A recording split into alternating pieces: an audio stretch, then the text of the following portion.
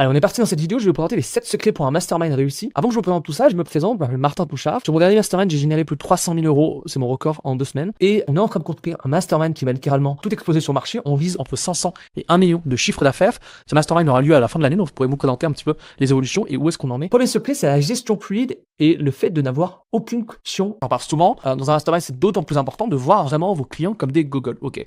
Et dès l'arrivée, vous devez absolument faire en sorte que vos participants se sentent dans un cercle d'élite, c'est-à-dire un lieu premier, un accueil ultra carré, des logistiques all inclusive, des hébergements, des repas, des soirées. Donc l'objectif vraiment pendant ces jours, c'est 1, 2, 3 jours, qu'ils aient de la dopamine le plus possible durant toute la durée de leur séjour. Ok. Je vous ai mis une petite photo. L'idée c'est ça, c'est qu'ils arrivent, ils ont des objections, des peurs, des frustrations, etc. Et que vraiment à la fin de ces 3 jours, ils se sentent comme le roi. Ok, faut vraiment faire attention à ça, c'est vraiment essentiel. Et pour ça, vous devez aussi faire un parcours sans aucune friction. Ok, dans un infoproduit, on en parle souvent, mais là, dans un mastermind, c'est d'autant plus important parce que le temps est contre vous. Ok, nous, par exemple, on a fait un mastermind sur 3 jours, on doit absolument 3 jours faire ça.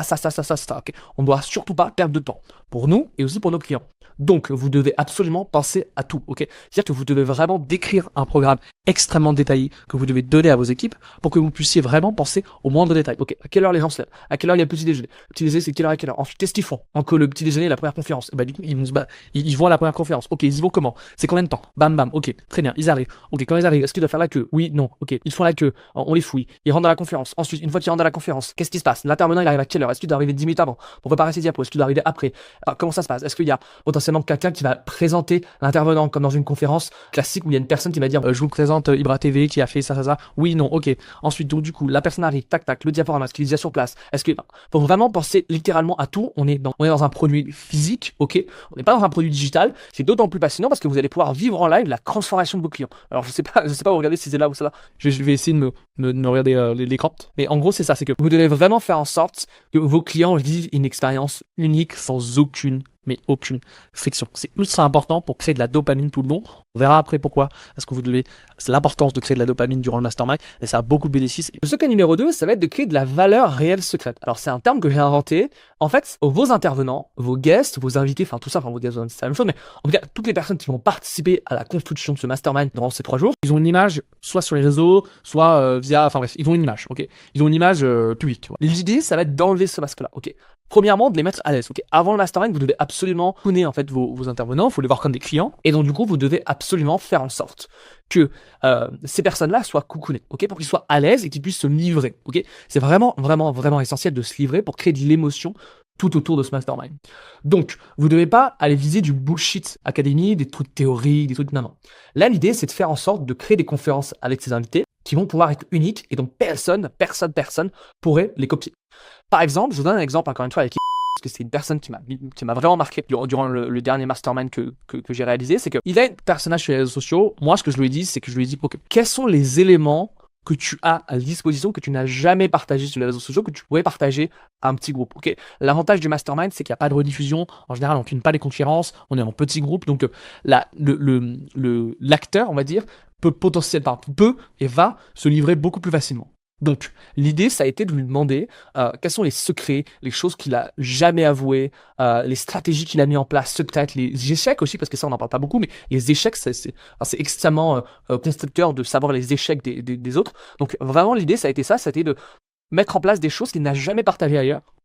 Ça peut être aussi des vidéos, tu vois, ça peut être aussi des vidéos secrètes dans ses tournages, ce qu'on pourrait appeler des behind the scene. Ça peut être plein de choses comme ça qui vont pouvoir permettre aux clients d'avoir de la valeur, oui, certes, mais aussi d'avoir des choses différenciantes qui va pouvoir leur permettre que dès qu'ils vont rentrer chez eux, de dire « Moi, j'ai vu ça, tu ne l'as pas vu et tu ne peux pas le voir ».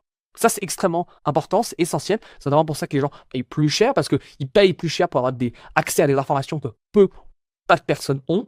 Donc c'est aussi ça qu'il faut absolument garder, mettre en place, c'est que faut pas juste se reposer sur le fait que ok, je fais un mastermind, parce qu'en fait il y a beaucoup ce truc de se dire que les gens achètent la même chose sur plusieurs formats. C'est vrai, mais il faut pas se limiter à ça, ok? Une formation, vous ne devez pas juste la remettre dans un mastermind et vous dire, ok, je vais faire des conférences sur d'autres sujets, sur la productivité, sur je ne sais quoi. Non. Vous devez aussi penser à ça, à comment est-ce que vous allez pouvoir apporter de la valeur, mais surtout comment est-ce que vous allez pouvoir apporter quelque chose de nouveau chez vos clients, quelque chose qu'ils n'ont jamais vu, et surtout, encore une fois, dans un mastermind, vous êtes en petit comité, il n'y a aucun jugement, et c'est, la diffusion de votre contenu et privé. Il veut dire être collé. Donc, n'hésitez pas à faire en sorte que vos intervenants se livrent vraiment avant, durant votre conférence, en les mettant à l'aise. Et aussi, vous pouvez aussi très bien le faire en posant des questions un petit peu. Moi, c'est ce que j'ai fait. J'ai demandé notamment à mon client de poser des questions aux intervenants pendant les conférences pour avoir un petit peu des insights, des choses secrètes qu'ils n'osaient pas dire comme ça et dont j'aurais voulu avoir les réponses. Ok, troisième secret, c'est ce qu'on appelle les cercles privés. Ok, un mastermind, c'est un cercle privé. Ok, le gros problème que les gens ont en général dans les masterminds, c'est que tu as le cercle privé, donc le mastermind, mais à l'intérieur de ce mastermind, tu as plusieurs cercles privés qui se créent. Soit parce qu'on a par exemple des gens qui sont, c'est le cas le plus basique, c'est des associés, donc ils vont rester tous les deux collés, soit hop, t'en as un qui va se faire ami avec quelqu'un dès le début, donc du coup, ils vont rester tous les deux collés, enfin bref.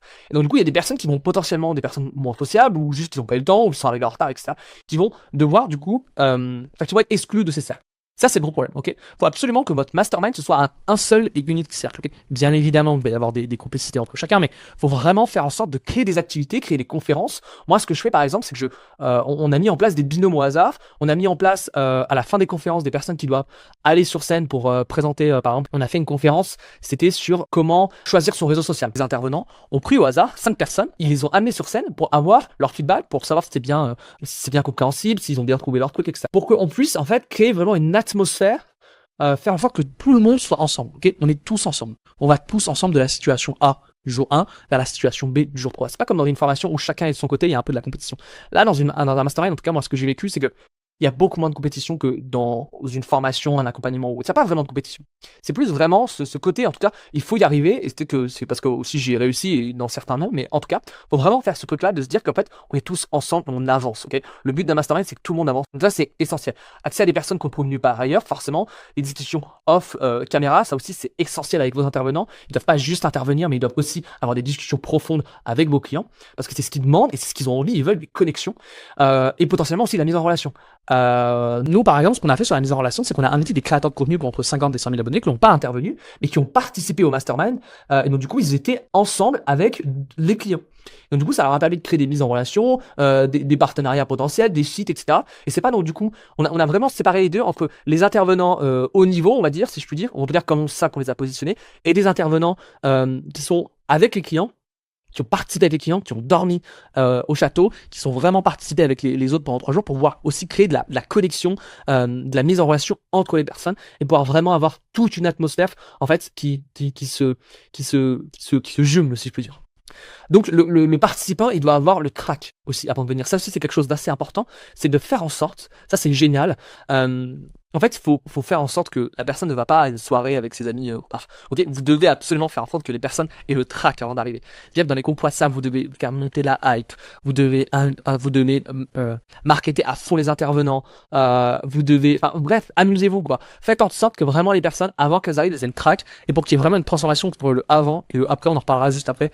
Mais c'est vraiment ce truc qui est extrêmement puissant, c'est de faire en sorte que il faut absolument votre job est réussi. Votre job d'amont de mastermind est réussi, c'est quand les gens arrivent à votre mastermind, ils ont le track. Parce que le stress, c'est bon, c'est-à-dire qu'ils sont la pression et c'est qu'ils ont envie de se dépasser. Le secret numéro 4, c'est le suivi et la continuité post-event. Ok, ça c'est essentiel. Ok, c'est vraiment essentiel. Les gens, mais le gros problème, c'est que les gens va avoir du coup beaucoup de dopamine pendant le mastermind. Et sauf que le problème, c'est que en général, et c'est malheureux, mais c'est comme ça, on peut pas en faire autrement, c'est que dès qu'ils vont arriver chez eux, ils vont avoir une descente. Forcément, ils vont pas être dans le même écosystème, ils vont pas avoir la même énergie que durant le mastermind parce que c'est extrêmement énergivore le mastermind, ça crée énormément d'émotions aussi, c'est extrêmement énergivore. Donc du coup, vous devez aussi avoir un suivi post-event. C'est malheureux, mais c'est comme ça, on en revient un petit peu à c'est malheureux, non, c'est pas malheureux, mais on en revient un petit peu à ce terme de Google Proof, c'est exactement ça. On en revient un petit peu à ce terme de prendre ses clients comme des Google, oui, c'est ça. C'est que vous devez absolument créer un accompagnement post-mastermind pour suivre les retours de vos clients, déjà, premièrement, pour avoir des retours. Suivre l'avancée de vos clients par rapport à vos stratégies, donc par rapport aux stratégies que vous leur avez données, ils les ont appliquées, qu'est-ce que ça a marché, qu'est-ce qui n'a pas marché, etc. Et surtout, faire en sorte qu'ils appliquent, en fait. Les gens sont drivés par des suivis, en fait. Les gens seuls ne font rien. Donc, il faut absolument avoir un suivi pour nous. Pour nous, ça augmente la valeur perçue, ça c'est sûr.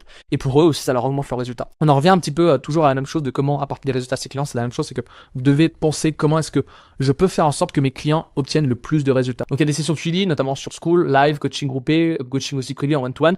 Des livrables aussi, c'est extrêmement important. Quelque chose que j'inclus maintenant, moi, c'est les mind maps. C'est-à-dire que La conférence, elle n'est pas filmée. Par contre, ils ont une mind map de la conférence. C'est-à-dire qu'ils vont pouvoir adapter la stratégie qu'ils ont vue au fil du temps, en fonction de la révolution. Parce qu'en revenant sur la mind map, c'est comme en relisant un livre, ils vont avoir d'autres idées par rapport à la situation actuelle. Des templates, des audits aussi. On faisait des audits avant, on a fait aussi des audits après. Et aussi leur donner du réseau, leur donner des contacts, enfin bref, leur donner tout un écosystème qui va pouvoir leur permettre de les propulser pendant le mastermind, mais aussi après le mastermind.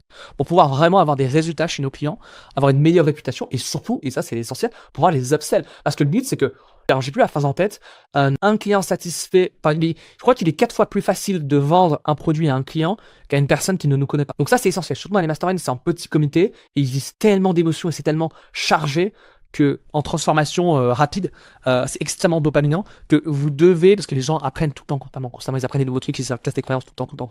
Donc, en termes de dopamine, c'est extrêmement puissant. Du coup, vous devez absolument aussi suivre ces gens-là parce que le but, c'est bien évidemment de les upsell dans le mastermind pour garder ce côté momentum et pouvoir les upsell à ce moment-là. Sauf que le problème qu'on a avec ça, c'est qu'ils n'ont pas eu encore de résultats, forcément, parce qu'ils n'ont pas rentré chez eux. Donc, l'objectif aussi de l'accompagnement post-event, ça va être justement des upsells par rapport aux autres masterminds. Ok, secret numéro 5, la proximité et le feedback. Personnellement, quand j'organise un mastermind, je vais sur place. Pourquoi? Parce que je suis marketeur. Le marketeur se doit d'être proche de son avatar client. Ok, c'était une phrase de Tugan qui disait que on fait des besoins. En gros, c'est ça, c'est que on n'invente pas là. En fait, il ne faut pas réinventer la roue. Ok, faut uniquement vendre ce que les gens ont besoin et ce que les gens ont déjà acheté. Donc, en étant sur place, je m'imprègne de l'avatar pendant 3 jours. L'objectif, vraiment, mon taf, quand j'y suis, c'est de m'imprégner à fond de l'avatar et de parler à tout le monde, d'avoir des feedbacks. Qu'est-ce que tu as fait? Qu'est-ce que tu as essayé? Pourquoi tu es là? Bref, de vraiment avoir des feedbacks pour pouvoir après, quand je rentre chez moi, adapter le marketing sur le prochain mastermind. Ça, c'est essentiel et surtout aussi sur l'offre, sur le produit, etc. Sur comment aussi leur apporter plus de résultats. Donc, toujours demander des feedbacks directs pour pouvoir améliorer la version suivante. Ça va pouvoir vraiment créer une boucle.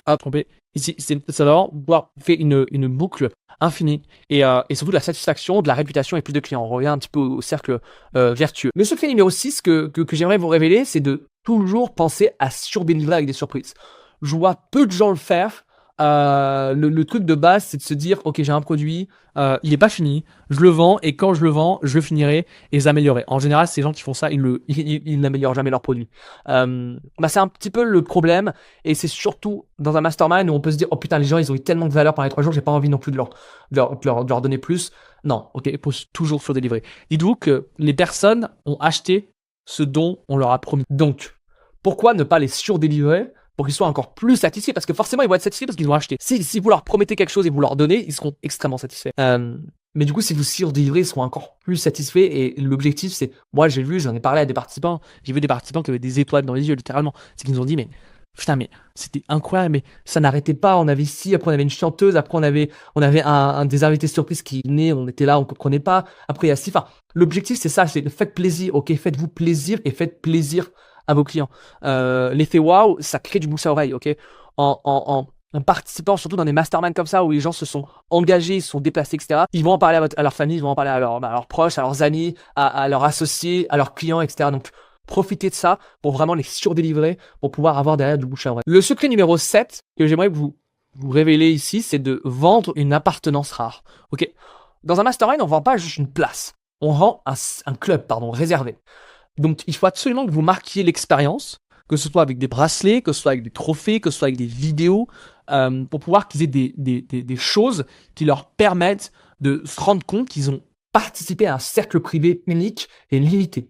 Ok, faut vraiment créer aussi un mythe, c'est-à-dire donner des noms, des codes, des langages, de la proximité, des running gags aussi, ça marche très très bien. Si vous faites une blague sur le jour 1, adaptez-la et essayez de la ressortir au jour 2, jour 3 pour que personne dise putain mais oui. Vraiment faites tout ça, amusez-vous, ok, vraiment amusez-vous, ça c'est vraiment le principe clé que je pourrais retenir, si vous deviez retenir cette vidéo, c'est amusez-vous. Troisième chose aussi, assurez la suite. Nous ce qu'on fait c'est qu'on crée un club privé, un cercle privé pour nos invités pour qu'ils aient accès à toutes les informations des prochains masterminds en avant-première avec des tarifs réduits pour pouvoir vraiment leur permettre d'avoir un accès privilégié au mastermind et surtout on demande leur retour sur les prochains masterminds pour pouvoir leur permettre aussi de se rendre compte qu'ils construisent avec nous les prochains masterminds. Ça les gens adorent. Le secret bonus que je voudrais vous partager, c'est la mutation d'identité. Ok, un vrai mastermind, c'est un mastermind qui change qui ils sont. Le participant doit repartir en pensant je ne suis plus le même. Donc l'objectif ça va être de casser des croyances. Ça peut être avec les intervenants que vous faites passer sur scène. Vous parlez de leur parcours d'avant à maintenant. Exemple, on a pris en sorte de prendre des intervenants qui partaient vraiment de très très bas, mais vraiment de très très bas. Et du coup, ça casse des croyances de se dire que tout est possible. Faites aussi participer des personnes qui ont eu des résultats dans les clients que vous avez, des personnes qui sont potentiellement, je sais pas moi, si vous suivez des personnes qui sont entre 10 et 20 cas par mois, il y aura très certainement des personnes qui seront entre 50, 100 cas par mois. Et ben, faites-les participer, donnez-leur un micro, racontez leur expérience pour pouvoir, encore une fois, casser des croyances. L'idée, c'est que faut pas oublier qu'aussi un mastermind, ça a aussi un objectif aussi de closing. En fait, c'est aussi comme un espace, un appel de vente sur place. Donc, l'objectif, c'est aussi de faire ça, c'est de casser les croyances pour pouvoir après derrière faire en sorte que tu participes au prochain mastermind et surtout pouvoir aussi les obstacles sur place. Donc, vraiment, penser à ça, c'est que un mastermind, c'est donner de la valeur vraiment dans un condensé sur 3 jours, mais c'est aussi vous permettre de rassembler des personnes pour leur casser tellement de croyances, pour donner tellement de valeur. Enfin, tous les mécanismes, on revient pas à ça, à influence et manipulation, mais en gros, tous ces mécanismes-là à mettre en place pour pouvoir vraiment faire en sorte que dès qu'ils vont sortir de ce mastermind, ils ont des étoiles dans les yeux et qu'ils n'ont qu'une envie, c'est de revenir justement à vos prochains masterminds. Donc montrer vraiment de A à Z avec des preuves clients en faisant intervenir des personnes qui ont des histoires incroyables, etc. Merci de m'avoir écouté. Je vous dis à la prochaine. Comme d'habitude, vous avez le document que je vous présente ici en description. N'hésitez pas si vous avez des retours à faire, si vous avez des idées de vidéos ou autres. Je vous dis à la prochaine. C'était Martin. Salut.